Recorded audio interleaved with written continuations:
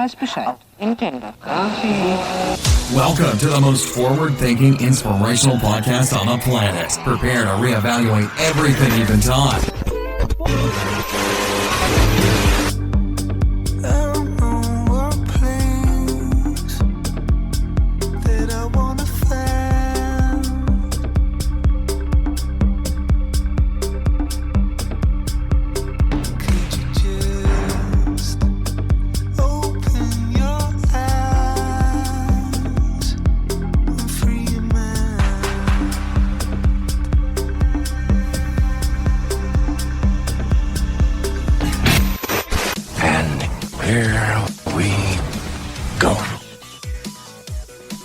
It keeps coming back. We keep circling around it, or at least it's circling in my ethos. This toxicity, this societal toxicity. I watched this from a point of view. I'm referring to right now Amber Heard, Johnny Depp. I don't know when this episode's going to get uploaded, so I don't know, if the court case is over or what have you, but as I record this show, it just keeps coming back around. So it's something that I really did want to touch on. This toxic femininity that you're seeing. I mean, Will Smith at the Oscars being urged on by Jada Pinkett Smith. Amber Heard essentially ruining or definitely defaming Johnny Depp. And I look at this and from a third dimensional standpoint, it's so peculiar, toxic femininity, because for so long we're not allowed to discuss it. We're not allowed to talk about this. How, when it was toxic masculinity that was going around, it was, there was these moments in the Me Too era where it was believe every woman.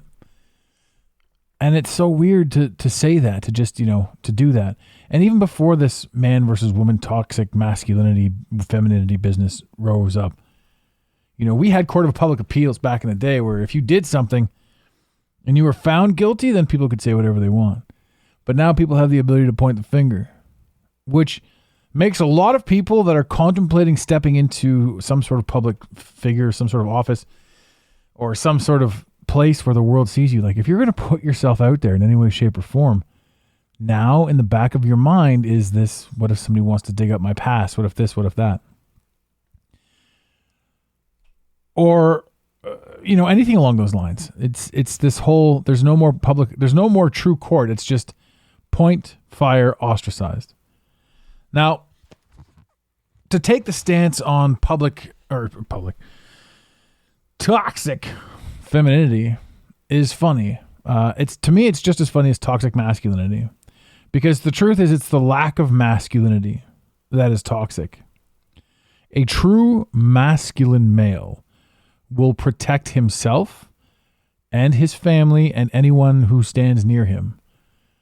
A male who is a coward will do the opposite, will attempt to hurt and shame and maim and take from people to boost himself.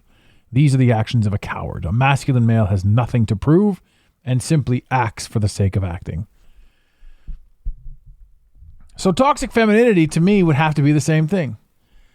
It would have to be the lack of femininity that would create the toxic environment. In what world do you want your loved ones to hate? In what world do you want to hate? Currently, this world.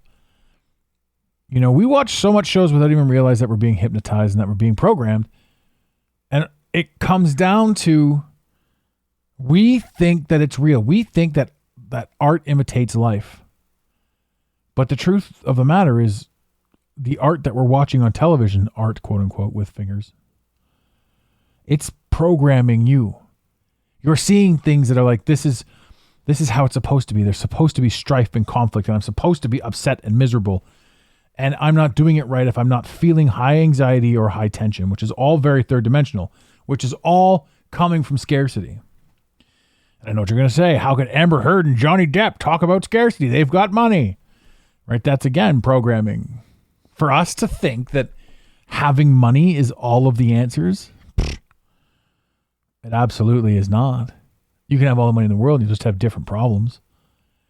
Right? But because we don't get to that point, too often we're too busy struggling for money. And we're also bred to believe that, every single thing leads back to money, which is also another deception that, you sort of come across eventually later. But you'll hear it in conspiracies, follow the money. This is where it's going.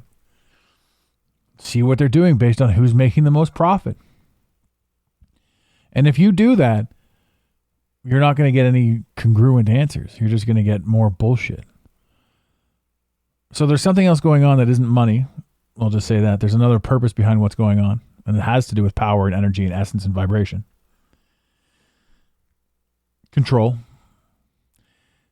Right down to the stuff. Like, we're looking at this. Why is the Amber Heard Johnny Depp case on TV, but the Ghislaine Maxwell case never made it?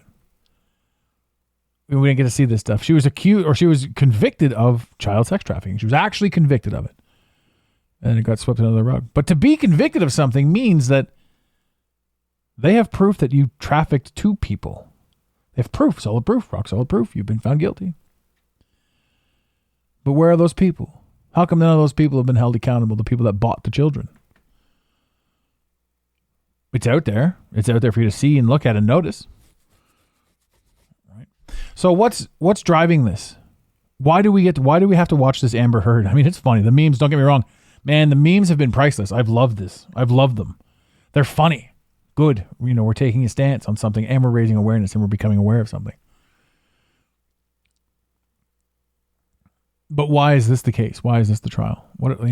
You can say to yourself, what's the distraction? Well, the truth is there are no distractions.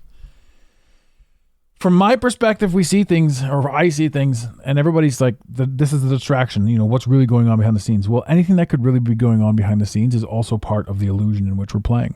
So anything that you're actually observing and watching and looking at right now is the thing that's going to make you change the most. However you want to look at that. Now, if we go back to toxic masculinity, I can certainly state that I was that man. I, in my younger years, was motivated by money and power and respect, and I demanded it, but I never earned it. I just demanded it. Like, for what? Like, what am I doing? Looking back on it, like, what are you doing? Why are you a piece of shit? Why are you so entitled? I'm talking to myself here, ladies and gentlemen, not you. But if you can relate, you can relate. And I asked these questions to myself, and I sort of said, this is the toxic masculinity that they're all talking about. But it really wasn't, because that was, again, like I said, lack of masculinity.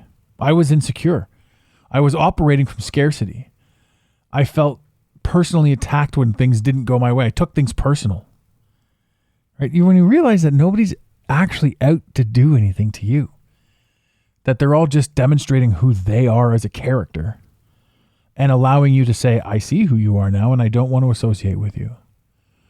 Instead, we take it personally because this is how we're trained. This is how we're taught without even realizing it. This is just the way it's always been. So for me, being the toxic masculine entity, the chauvinist, the rude person, and there was a lot of oblivion in there too. I mean, there was stuff that I was rude to, but also stuff that I never had to think about.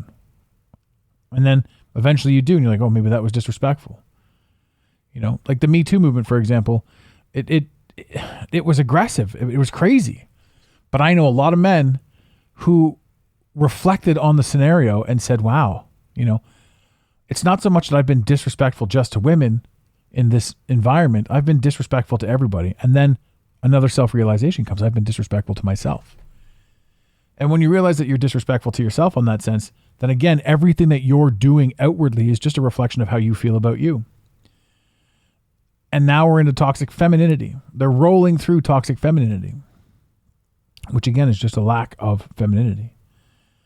All pure femininity is beautiful. All pure masculinity is just all powering. It's all beautiful. The lack of, the thing that they've taken from us through media, music. I mean, how many of us grew up, with gangster rap or whatever, and it's all bitches and hoes, We were taught not to respect women. We were literally taught it, The movies that you watched growing up, without even realizing it, the American Pie was one of the biggest movies in the 90s. And the whole punchline of that movie was they got this foreign exchange student naked on camera and everybody watched. And because she was naked on camera, she lost her scholarship and had to go back to the country, but she forgave everybody because whatever. Like, that's a sex crime now, obviously. And if you think about it, it was terrible back then. But this is what the media was putting out, Hollywood. And this very same media is now ostracizing every single person for being toxic after making them toxic. And then stating that, you have the right to think and do whatever you want. But also not telling you that they've been brainwashing you since the dawn of birth. Right? So we're in this conundrum where we're supposed to feel bad about ourselves. And if you actually take a full step back and look at it all, say this is a cycle that they've put us in. This is a cycle of negativity, self-negative talk, self-hate, self-everything. Like you're put in this self-loathing cycle. And because you feel the way you feel about yourself, how you act outwardly, again, is a reflection of how you feel about yourself. And then all of these things. So they're going to say, you're responsible for your actions, but we made you think this certain way. And it's true. You are responsible for your actions. And your actions will dictate where you go and what you do in life and what you wake up to. It's how you grow, right? This falls back to how many times have you heard the statement, a leopard never changes its own spots? Well, you're not a leopard, and you're here specifically to change your spots. You're toxic, right? Based on where you are and what you're doing. You, the listener, I'm calling you out. You're toxic.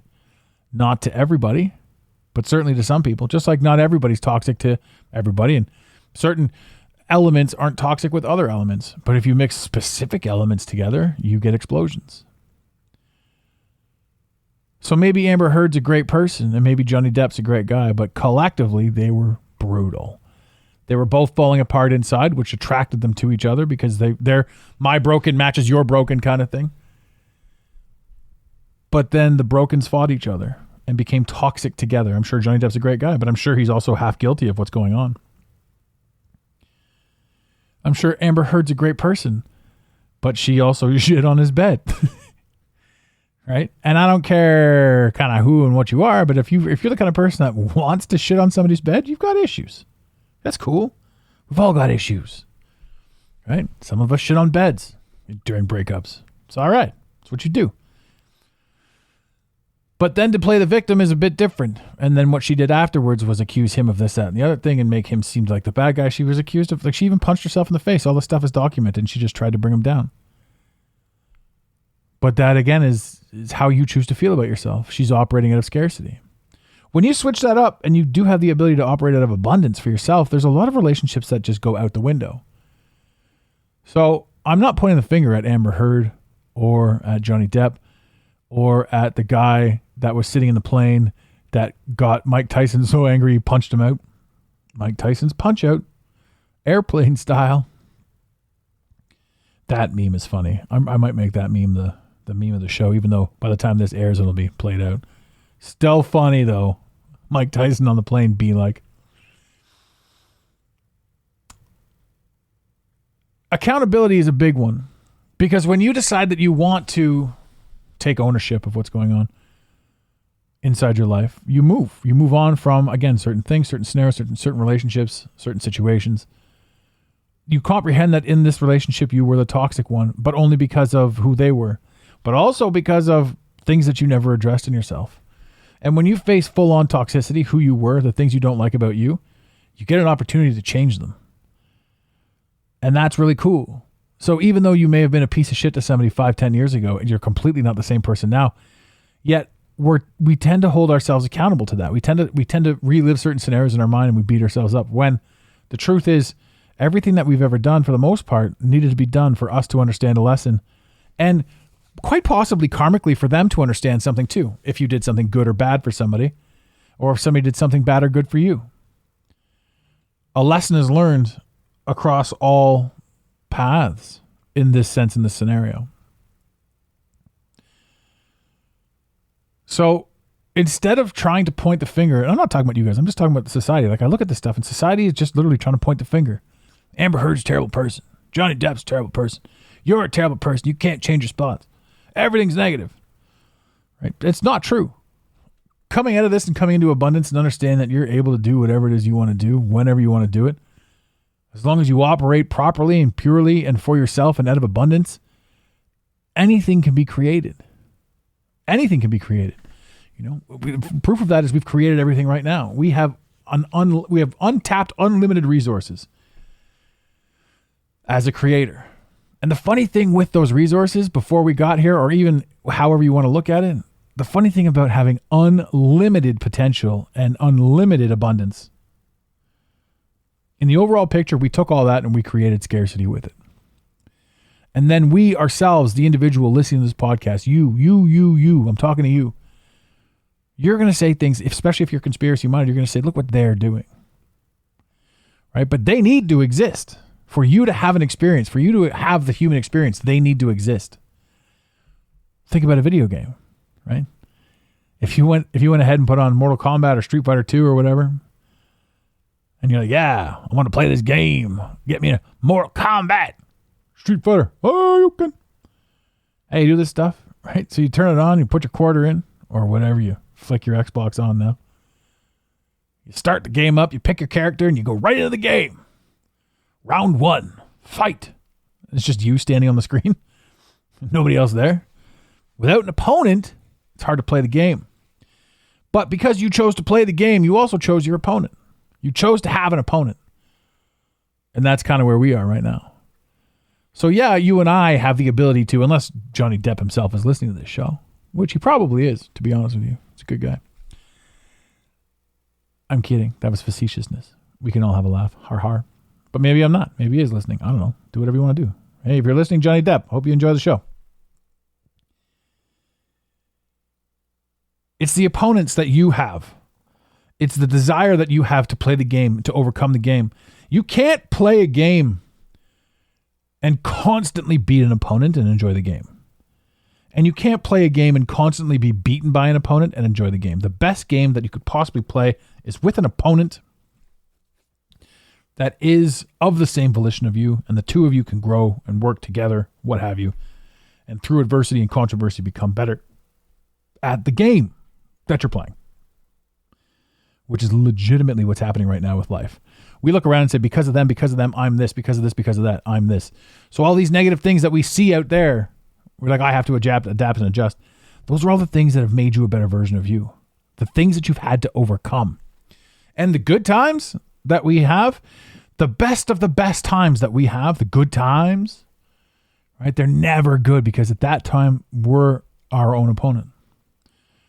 You know, you say something like, if you set yourself a goal and be like, oh yeah, I wanted to get 10 of these, and you hit your goal, you surpass your goal, you get 11 of them. The first thing you're going to think of to yourself is, shit, I could have got 12. So immediately you beat yourself up. So is there pride in winning? Is there pride in losing? Is there pride in anything? No. You made a choice at some point to play a game, and you're currently playing the game. You are the version of you that is you. And everything that isn't you is also you, but it's the other side. It's the yin to your yang. It's the thing that you're here playing. Imagine playing a game where it's just you and nothing else. Not even ground. Right? And that's the thing. People are like, well, you know, shit that we take for granted, like rocks, like terra firma, solid ground. If you played a game that didn't have solid ground, and it's just you, well, now you're just floating in space. You're just sitting there floating, right? You need something. There needs to be something in this whole scenario as contrast. So is toxic femininity a thing? Maybe. If you want it to be. Is toxic masculinity a thing? It's good for marketing. But the truth of the matter is, every single person that you're with is a direct reflection of how you feel about yourself. Therefore, if you're having issues with somebody, it's you. You're the piece of shit. You're the toxic one. And that's something that nobody wants to hear. But it's you. The minute you decide to adapt or change how you're going to approach this person, or if they're too far gone, quote unquote, if you've gone too far with this guaranteed relationship situation that you're in, you back out. Right? We have these choices. We have everything everywhere. But then what we do is we tell ourselves a story as to why we can or can't do this, or we create this fabrication inside our mind as to who does what and where and all these things that we're supposed to do in the future. And if I does this, then she does that, blah, blah, blah, blah, blah. All of that stuff is very important, by the way, even though it's annoying as shit. Because those are the things that help you overcome what you're supposed to overcome.